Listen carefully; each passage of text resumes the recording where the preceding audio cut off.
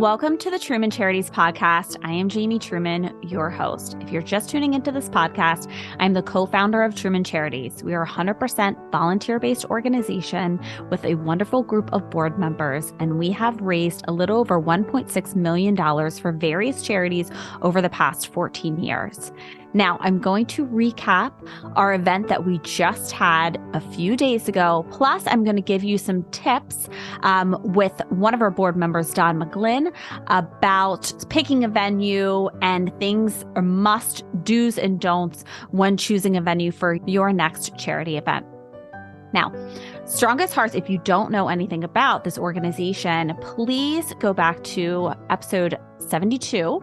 And that's where I speak with the co-founder of Strongest Hearts, Tania Barbera.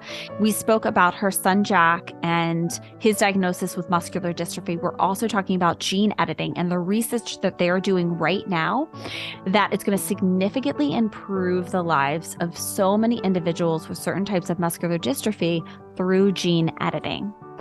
We were very excited about this upcoming party that we are going to have for them. Now, I'll remind you what I had said earlier is that we had this goal of raising a little over $100,000 for the whole year of 2023. And I am overly excited to share that now the numbers are still coming in, but as of right now, we have raised $111,000 for Strongest Hearts. And let me remind you that we are a 100% volunteer-based organization and 100% of the money raised goes directly to the charity. So every single dollar that came in is going towards gene editing research for muscular dystrophy, which is absolutely amazing. And we could not have done it, absolutely could not have done it without some of our amazing sponsors. I'm going to run through these very quickly, but I do suggest anybody, when you're looking to do business with different businesses and individuals, I really personally want to do business with people that are giving back to our community. So we had some amazing sponsors, some of our title sponsors with the Lido Civic Club, the Truman family, the Inno Shift, Cyrus One, Shell Nerf Turkey Farm, Shield 7, gold sponsors. We have Small Business Advisors, Scotty Vodka, Boone & Son Jewelers, Aspen Real Estate Settlements, Jordan Solender, Market Smart, So What Else, First Home Mortgage, Rob Mercer, Maury Home Team at Compass, Don McGlynn. That's who we'll be talking with a little bit later. Cindy Truman Family Hall, Data Canopy, Vito John Jermilla, Sassy Agency. And then we have some great silver sponsors. We have the Genius Chimney Services, First Washington Mortgage with Matt Truman, Merlinch Law, Derman Galleen, Rich DePippo, Ursiola Family, Tom Stallone, United Bank, Mike and Larry Burke, Nicole Banquet, and PKC. I'm going to have that all written in the show notes too. So to make sure to look down, and when you think about doing business, do business with people that are giving back to our community. And I want to thank every single person that came to our event. Again, we raised $111,000. Every single dollar goes directly towards research for Strongest Hearts, for gene editing, for muscular dystrophy. Now we're going to get into some of the DM questions that I get throughout the year. And this one is going to be centered around what you should think about when you're deciding on what venue to have your charity party. All right. So let's talk to Don. Hi, Don. How are you? Great. How are you, Jamie? Good. So for everyone that's listening, if you don't know, Don is our wonderful board member, and he's also a realtor at Maury Home Team at Compass. Don, now you make sure that it's really turnkey when it comes to our venue and where we're having these events, and they are running absolutely seamlessly and smooth. And I get a lot of DMs from people about, where should we have the venue? Should we switch to different venues? How do you pick it? All of that great stuff. So why don't you kind of break it down a little bit for people to give them some do's and don'ts and kind of help them when they're looking for a venue for their next charity event? Of course. Well, we do have a couple different things. We do a happy hour, but our biggest thing, of course, are the fundraisers. And with the fundraiser, it's a lot more work to find the location that can handle 100 or so people. And the best thing for us is finding a place that we don't have to do anything. It's all set up. by the restaurant or venue, and it's much, much easier. We were using another place before that got very complicated, very time consuming, getting extra vendors in, not just the place itself, but hiring a caterer, some place for rentals, and it was just too much. So we've been lucky enough to pair up for the last couple with Tommy Joe's in Bethesda, and they take everything from the very beginning to the very end. They take care of the music. Everything is wonderful. So what you're saying, though, to kind of go back to what you first said, is that you want a venue that come and they have everything together. So I know the venue that we're talking about, which was a wonderful venue, but it was just the venue. So you want to kind of stay away from that because there's so many elements that come along with that, like bringing caterers and bringing, tables, chairs, all of that great stuff too. Correct? Correct. And unless your organization has the time and the people to organize all that, I think the best way to go for, at least for our situation, is to find a local restaurant that has the space that can dedicate it to your event. And there are a number around the area, but we've narrowed it down, and it's been great.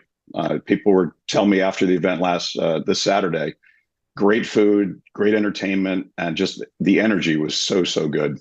Okay, so why do you think you chose Tommy Joe's out of all the places? Because we live in Bethesda, which has a lot of restaurants. So why do you think Tommy Joe's was the venue for us to decide to do our events at? They worked with us. We talked to a few other ones. We couldn't get dedicated space, and they've just been very, very helpful. The managers are great. We know the owner. Doesn't hurt. So it's all been they've been very generous and very helpful for what we do. And to block off a whole Saturday night for the restaurant is great. We do bring them 100 people, so it works out very nice. Yeah, I do like the fact that Tommy Joe's too, there's all of these different we have different options, right? So it's like if anybody hasn't been there, if you go into, they have 2 floors. They have the top rooftop, and then they have the middle floor, and you have inside and outside. They have like a little space where we have Ian, who does his music, which we love. And you have outside space and indoor, and then like space for the food as well. So how do you pick what items to have on the menu to keep it cost effective? Because as I was telling, people when I was speaking earlier on the recap, is that 100% of everything that we raise goes directly to the charities. We're covering the cost of the events. So how do you keep it where the food's still really good, right? But you're not spending an arm and a leg? I do a little arm twisting. so they'll tell me a price, and I go, no, that's too high. So we'll get that narrowed down. The main thing we want is something easy, something you could carry around, you can eat with your hands. You don't need a fork and a knife because it is pretty much standing. There are tables around to sit down, but most everybody's walking around with food in their hand. So something like quesadillas, just make it easy.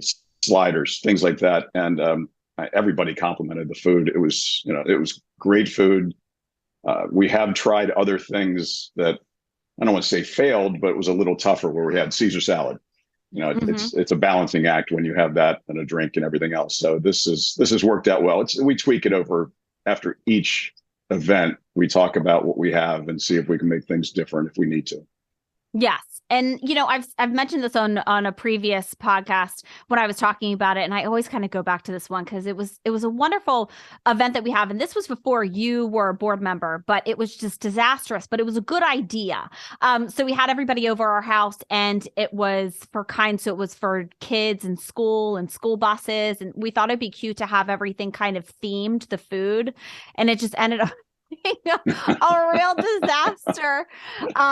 It was not great, like wasn't good for parties. So you really do, like you said, you have to think about that. Like, people are going to be walking around, people are going to be talking, what's going to be easiest, but what is going to be filling for them, and then still within budget. And then I wanted to ask you, what do you think about, so people come to the table sometimes with different organizations, and I hear this too, that what are the benefits of staying with one opposed to going to different venues for each of your events? I think it's a matter of 2 things. One is you've got a great relationship with one place, and they've taken care of you before. They know what to expect. They know how to handle your crowd. it's just it's so much easier for them and much easier for us.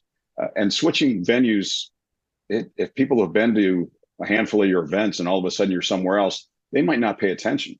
They might show up at the wrong place. So I think just the consistency it really makes a big difference.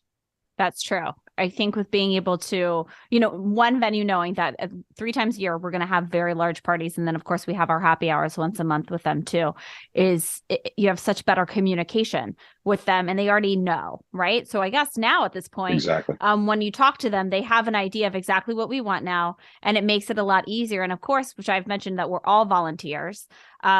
So we don't have a ton of time. You don't have a ton of time to spend, hours with people and talking to them about exactly what we need.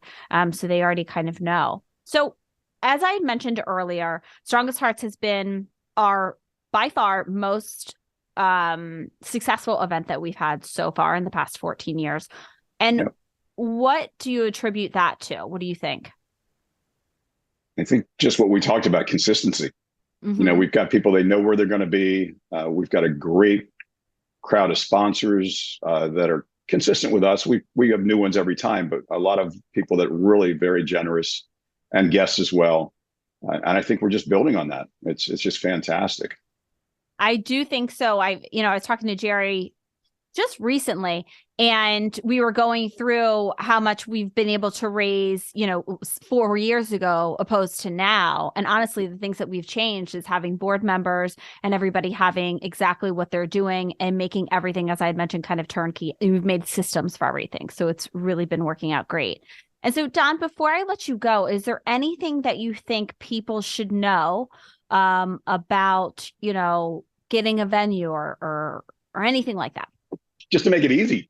That's it. It's just simple. The best thing to do is, depending on where you are, where you're located, whatever town you're in, is go visit the local venues, go have dinner, go to the bar, and get to know the owners of these restaurants and the managers and the bartenders, and have a conversation with them to see if they can do something like that.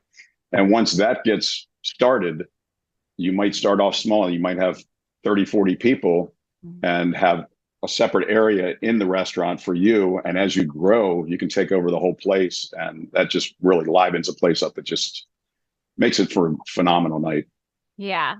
And I have to say, Tommy Joe's was one of the easier for us because they've been sponsors forever for us, and that was back when we were having the parties at my house or Jerry. No, they've been our house. Yeah, exactly. They've been great. And just for your sanity, we don't have it at your house anymore. Oh yeah, I learned that when my oldest son was 3 months old, and that was our last party that we had at the house. That was the best move you ever made. for you, for everyone. The parties were great. For the sanity, the parties were great at your house. No, they were great there, but I get it. Well, I can't imagine. And it's so much easier because then, of course, it was the same thing as we had with the other venue. We were bringing people in to cook. And then we had to have people that were like handing stuff out. And then we had to have the bartender and this and that. And actually the cost is less. So it's been really, cost effective for us to keep it at one place. Exactly. And trying to get some volunteers to come back after the event to clean up is a nightmare. A nightmare. Yes. Here it's done. We don't do a thing. It's perfect. All right. Well, thank you, Don, so much. And thank you for all that you do, because of you, we've been able to really increase what we've been able to do at each of these events and become much more successful than we were several years ago. So thank you. Well, thank you. I'm very happy to do it. All right. I'll talk to you soon. Okay. Take care, Jamie. All right. Thanks for everybody for tuning into another episode of the Truman Charities podcast. Until next time. If you liked this episode, please make sure to rate and review our podcast. That is how more people learn about the Truman Charities podcast and our organization. And to make sure you don't miss any of our future episodes, subscribe. If you'd like to follow Truman Charities, you can follow us on Facebook at Truman Charities, Instagram at Jamie_Truman Charities, and check out our website, trumancharities.com.